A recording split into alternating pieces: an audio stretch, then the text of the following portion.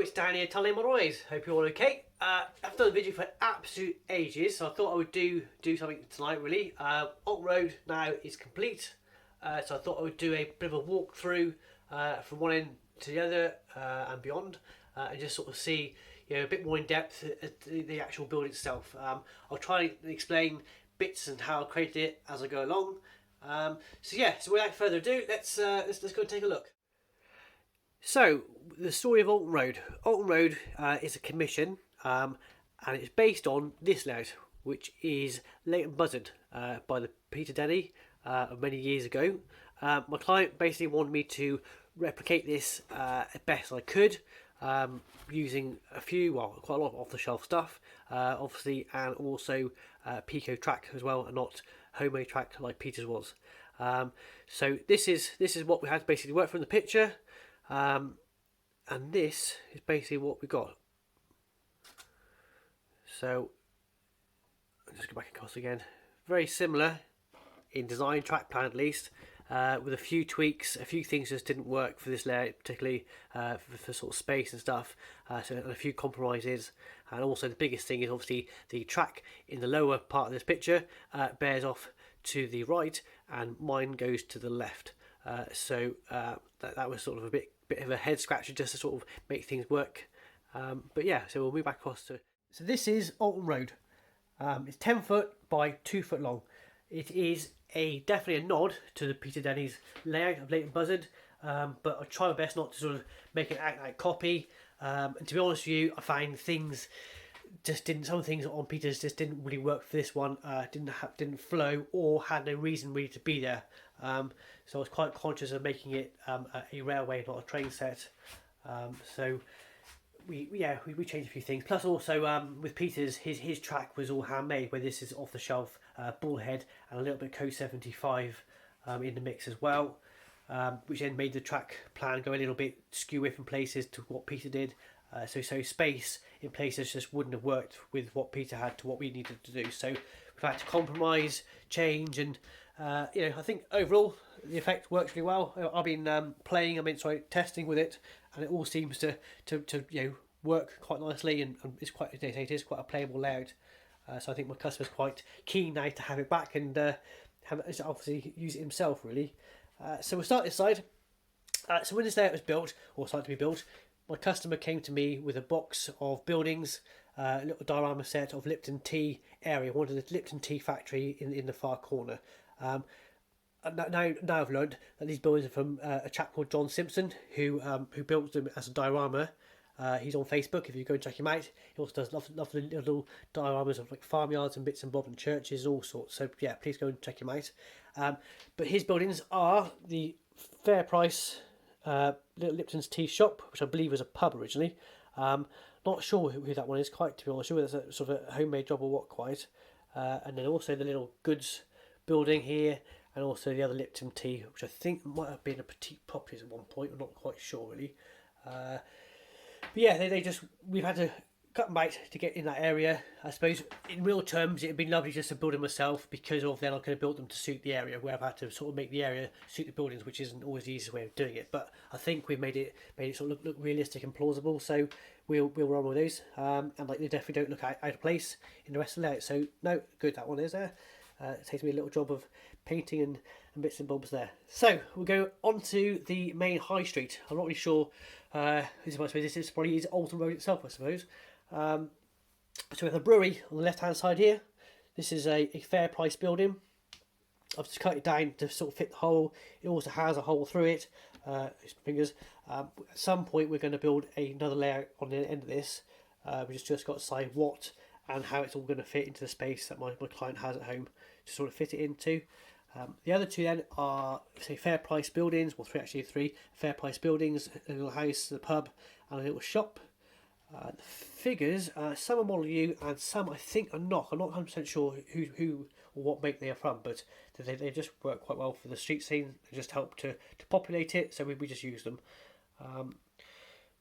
The road itself is mount card painted, pavements are all card and painted as well with airbrushes, sort of to make them look dirty and grubby. Engraved, we're using a backside of a knife to engrave all the slabs and stuff into the floors of the paths.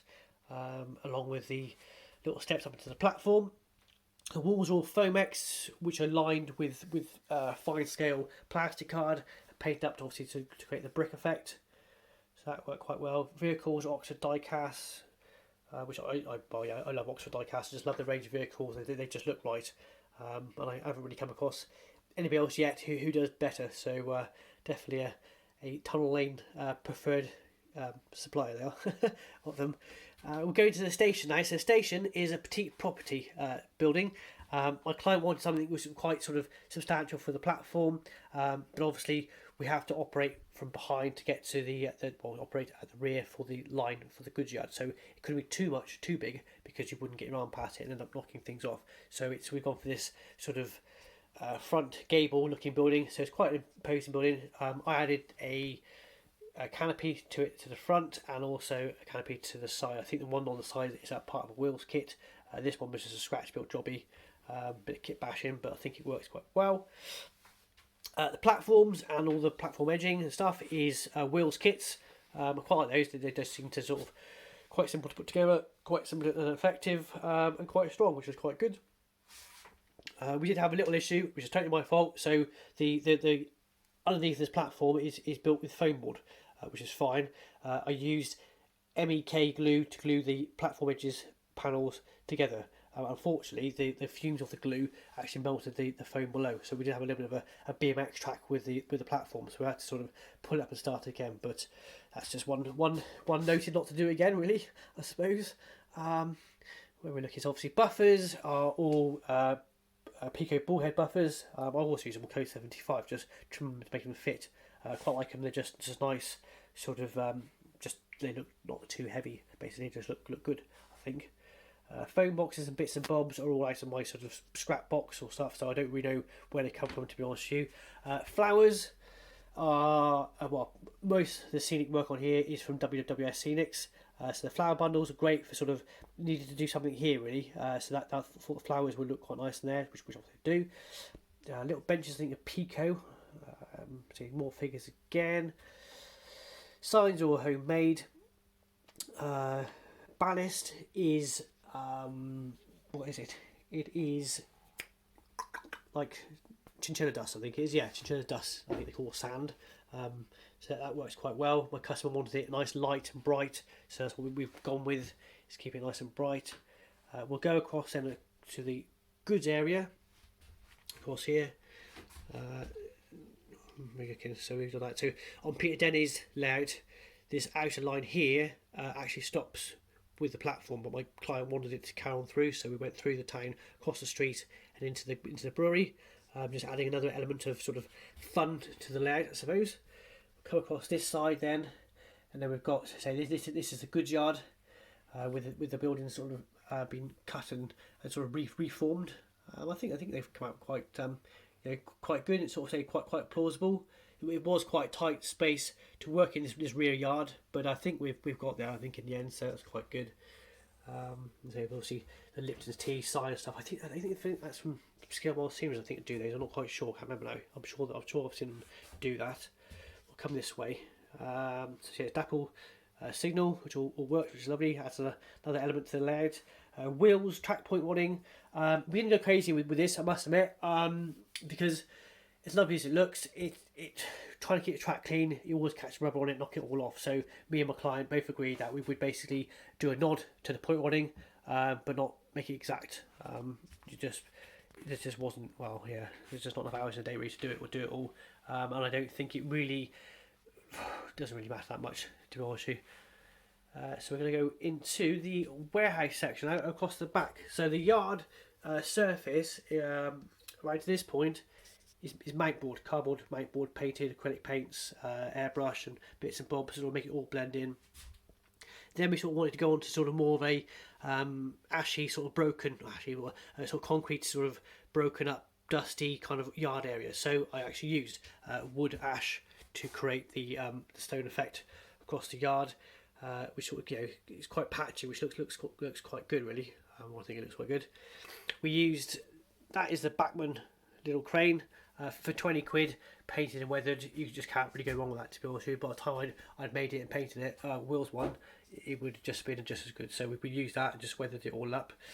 Get my finger out the way. Then we got on to then JS Models. If you haven't come across them before, JS Models, go and check them out. They are really, really good. Do a lovely range of low relief, and some also 360 warehouses and bits and bobs. So if you're doing sort of like a little canal scene or whatever else, or like I've used here, they're just great. They go together really well. It just really makes like a nice imposing, just come out a bit, but nice imposing industrial area really in this layout. So we go across. We've got a small little warehouse, which I'm sure you'll be seeing soon elsewhere. We've got the warehouse with the four doors to it. Number one, then we actually got another 2 more here, and we've also got, very kindly, I don't believe they're out yet, so I sort of got an exclusive here really, but the JS Models linking building, or I don't know what you call it, like tower between the 2 buildings, which again really just adds to the building, makes it, sort of stamps its authority really on the layout. Works really, really well.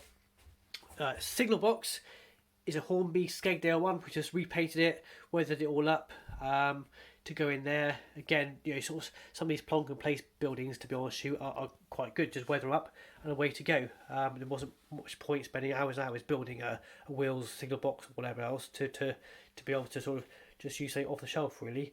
So that worked quite well.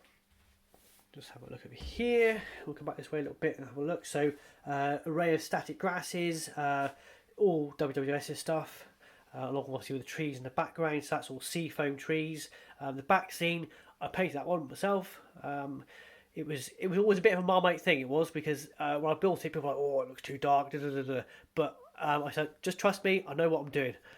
So obviously, time everything's all planted in place, you can't see half of it, and it's just a little nod. Obviously, all the sky, all the clouds and stuff added to it as well. So I think my art teacher will be quite proud of that one, I think, to be honest with you. We'll go across here. So, moving across to the pump house. So, for this project, I needed a pump house. It was quite a key element to this layout. There wasn't really anything available as such. So, I messaged JS Models, said, by any chance, do you do a pump house? They said, well, I've got one sort of in the pipeline, but it's not really sort of done yet. So I said, well, can you hurry up, please? So very kindly built and designed this for me. Well, not built it, but designed it for me. Obviously released it at Doncaster as one of the latest kits. It just works really well for what I need. I must admit, I did a water pipe in here, just to sort of show it was sort of sucking water out of the little stream below, and the chimney. Obviously, is part of the kit as well. I just put it on the side. I'm not sure whether it's supposed to go on the side or on the end. I put it on the end because of the line behind. I also added this little gantry, just to sort of tie it in really with the building. So we've got the paper mill here. So logically, there'll be water going into the paper mill somehow. So Pete Denny had got something similar but without the gantry. But I thought just add a bit of interest. So that's what we did there. I think it works quite well. Just sort of barrels and bits and bobs around, and the old scrap car in the corner. Big retaining walls and high hedge. Obviously, this is the back of the factory, so you wouldn't sort of see that obviously main doors and bits and bobs. But I think works really well. Just really sort of stamps its authority really on the layout. Quite imposing. Looks quite good. What else have we got? Right, okay, let's come back a little bit. Like falling everything behind me. We go across now to the ratio. Engine shed. It's just a generic engine shed, but I've just painted it up to make it look the part, hopefully. Intensio coal stays, or coal bin as it should be called really, along with a flat top low water tower and sort of other bits and bobs, resin or boiler. I'm not sure who does those, but I've got a packet of them somewhere. Resin boiler and bits and bobs there. What else have we got? Let's have a little look. Leftovers from a wagon I had with the body taken off, sort of a storage area, along with little boxes and barrels and crates and stuff. And so model U figures up in the building over there. Right, so then we come across really sort of one of the main features really of this build is the bridge. So Peter Denny's is a full stone bridge. To me, it looks a bit like something that should be on Postman Pat. It just doesn't look right really. So I thought we would sort of do a tunnel lane twist and make it a little bit different, and we've gone with a bridge, which we want to add a bit of metal to it, and a little bit of sort of lattice work, just add a bit of interest to it again. And obviously we use the Pico wheels, girder bridge, so you make them in little sections and basically make it as long as you want. So I think it looks quite plausible. Just come across here a bit more. And obviously with this bridge being smack on, it's trying to work out what's the best way of sort of losing the other end of the road. So we literally sort of painted it, and I think it works as the road goes off into the distance really. Obviously a Roman road because it's very straight, but I think it works quite well. Then we'll come to the other side of the bridge then. This is where it all goes a little bit different because there just wasn't the room here really as to do what Peter Deli got on his. This is where we don't really know the size of his layout to what we got here, so we just basically had to make it fit. Ideally we could have probably done with another about 3 foot of baseboard to get it all in properly, but so it is quite heavily compressed, this corner, but I think it works. So it looks the part anyway at least. So we wanted to do a watermill. So this building, believe it or not, is the same building that the Lipton Tea Factory shop is at the other end of the baseboard. However, I've made it into a cottage. I think it's a pub. I think it's called the Lock Inn is the pub. And I scratch built then a little water wheel house or housing, and obviously the wheel and the sluice gate is a wheels kit. Flowers then are either, well, the red flowers are WWS's, and obviously the flock and stuff is, I think it's all green. No, not Woodland Scenics. Yeah, Woodland Scenics stuff, along with the dapple signal as well. We'll move across here. So in amongst the box of bits, when we originally first had this layout, was a gasworks. Peter Denny's got a gasworks in his layout.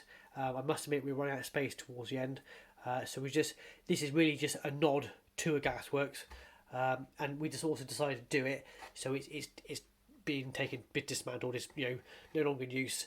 And again, just add a little bit of interest really. So we used an air fixed crane, and we obviously bits of pipe and all sorts, and a few of the dapple figures in there just to sort of make them look like they're sort of busy dismantling areas, which works quite well. And we'll come across into the tunnel mouth, which is obviously the Pico tunnel mouth. I always find these tunnels very good in brickwork and stuff, and they just work really well. So it's always quite a nice little touch. Again, another Pico bullhead buffer. This is obviously a siding here. A bit of a siding here, so hence all the rough grass coming through. And then we so that is the layer itself, and we're going to come off the layer then. So we go through a tunnel, and obviously the scenic finishes there. So we're into like the yard of the fiddle yard now, I suppose. We're into the tunnel, so it comes out of the tunnel through onto a Tim Horn rotating fiddle yard. I could have made one, but to be honest with you, for the money, and obviously Tim's stuff's all laser cut, it's bang on. So there's just no point me bothering to do it. You come ready made as well. So happy days. So just have to lay the track. So the track is a real simple design.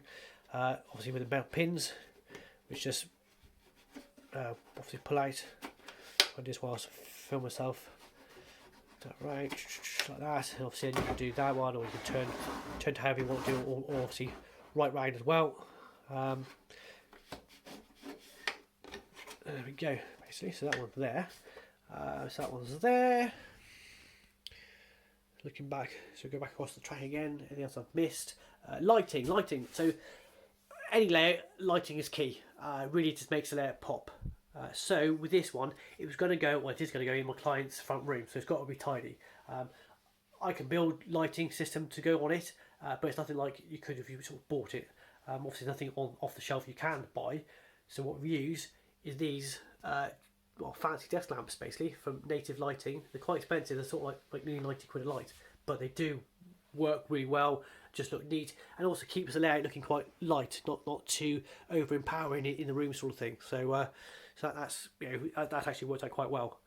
I actually bought those lights for my paint shop for painting, and I thought, well, let's have a go and see how it works. So that's that one there. Controls. So we're running. Well, let's have a look underneath. Actually, let's go underneath and have a look. Oh, getting all ready for this lot. So we've got a massive wire under there. The track is DC. However, my customer wants to run DCC on it too, which is not a problem. The only thing I would say is that you can't if you have a loco on a siding and you swap the points over, the power will die. So if you had a loco with sound, it would stop. However, if you're using one loco at a time, sound wise, then you never know, because obviously you're only operating one at a time.